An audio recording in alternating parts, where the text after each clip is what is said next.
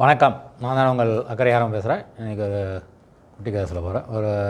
ஒரு பெண்கள் மேல்நிலைப்பள்ளி. மேல்நிலைப்பள்ளி எல்லா மாணவிகள் நிறைய படிச்சுட்டு இருந்தாங்க.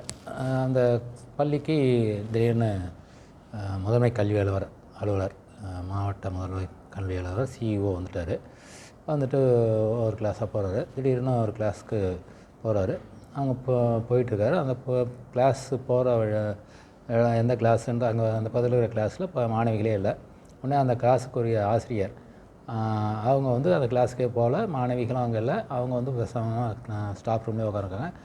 ஒருத்தவங்க ஓடிடுறாங்க.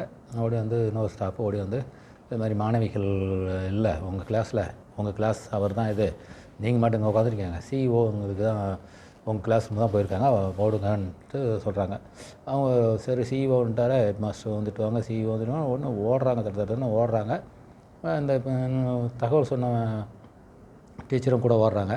அப்படின்னா அங்கே அதுக்குள்ளே சிஇஓ போயிட்டார். சிஇஓ போயிட்டு அந்த ஹெட் மாஸ்டர் கூட போகிறாரு. போய் இன்னும் அந்த யாரும் மாணவிகளே இல்லை, எங்கள் ஆசிரியர் எங்கே, அந்த வகுப்பு ஆசிரியர் எங்கே அப்படி இப்படின்னு கேட்குறாரு. அந்த நேரத்தில் தான் அந்த 2 பேரும் போகிறாங்க. அவர் எங்கேன்னு இவங்க தான்ட்டு கை காமிக்கிறாங்க. டக்குன்னு உண்மையான வகுப்பாசிரியர் டக்குன்னு எஸ்கேப் போயிடுறாங்க. அந்த பக்கமாக போய் மறைஞ்சிடுறாங்க. சொல்ல வந்தாங்க இல்லையா, அவங்க அங்கே மாட்டிட்டாங்க. என்னாச்சு, ஏன் யாரும் மாணவிகள் இல்லை அப்படி இப்படின்னு அப்படியே கேட்டுக்கிட்டு இருந்தார்.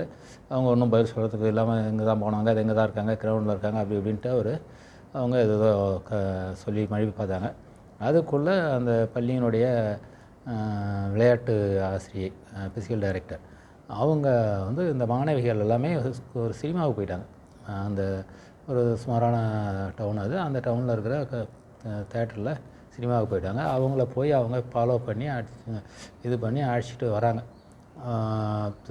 அவங்க அந்த பிடி மாஸ்டர் இப்போ கண்ட உடனே அந்த பொண்ணுங்கள்லாம் ஓடி அப்படி அப்படியும் ஓடுறாங்க. இவங்க முள்ளையும் கிள்ளியும் பூந்து சந்தில் பூந்து ஒரே போராட்டம் பண்ணி அவங்கள துரத்திட்டு வந்து விடுறாங்க. அதுக்குள்ளே ஸ்கூல் கிரவுண்டில் காம்பவுண்ட் ஏறி குச்சி ஸ்கூல் கிரவுண்டு வந்துடுறாங்க. இவங்களும் ஸ்கூல் கிரவுண்டுக்கு காம்பவுண்ட் ஏறி குச்சி உள்ளே வராங்க.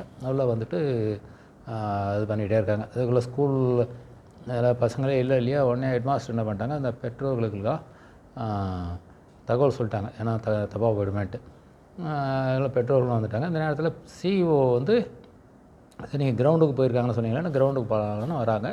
அந்த கிரவுண்டில் வரும்போது அந்த பொண்ணுங்க அந்த ஃபிசிக்கல் டைரக்டர், அந்த விளையாட்டுத்துறை ஆசிரியை வந்து ஒரு அலங்கோலமாக இருக்கிறாங்க. தலைமுடியெல்லாம் இதாகி போச்சு, துணியெல்லாம் கொஞ்சம் கிழிஞ்சிருக்கு, கையிலலாம் ரத்தம், அப்படியே நிற்கிறாங்க. இந்த பொண்ணுங்களை சொல்கிறாங்க, பொண்ணுங்க அந்த ஹெட் மாஸ்டர் கிளாஸ் டீச்சரை சொல்கிறாங்க, அது வருமா இந்த பொண்ணுங்கள்லாம் தேட்டருக்கு போயிட்டாங்க, உடனே இவங்களுக்குலாம் டிசி கொடுங்க அப்படின்ட்டு சத்தம் போடுறாங்க. அதுக்குள்ளே அந்த சிஇஓவும் வந்துடுறாங்க. உடனே டக்குன்னு மாற்றிடுறாங்க. இல்லை அவர் மாட்டிக்குவாங்க, இல்லை சினிமாவுக்கு போயிட்டாங்க சொன்னால் பெரிய பிரச்சனை இல்லை. உடனே அந்த ஹெட் மாஸ்டர் டக்குன்னு இவங்க தான் ஃபிசிக்கல் டைரக்டர், நல்லா திறமையான ஃபிசிக்கல் டைரக்டர், இவங்க வந்து அவங்களுக்கு ஒரு தற்காப்பு பயிற்சியை கொடுத்துட்ருக்காங்க. பெண்களை எப்படி சமாளிக்கிறது, ஒரு இடர்பாடு வந்து எப்படி சமாளிக்கிறது தற்காப்பு பயிற்சி கொடுத்துட்ருக்காங்க அப்படின்ட்டு அந்த அம்மா ஹெட் மாஸ்டர் சொன்னாங்க.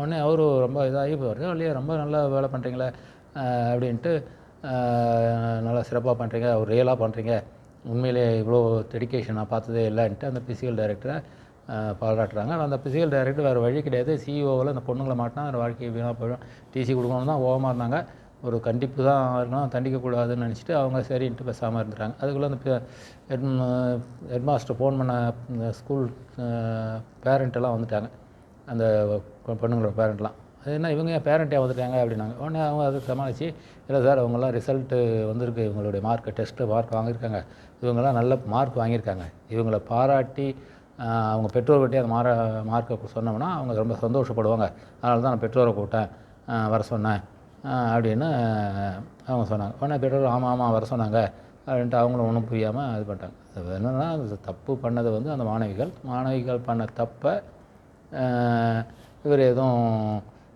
ஹெட் மாஸ்டர் அந்த மற்ற ஆசிரியர்கள் எல்லாம் சேர்ந்து அவங்களுக்கு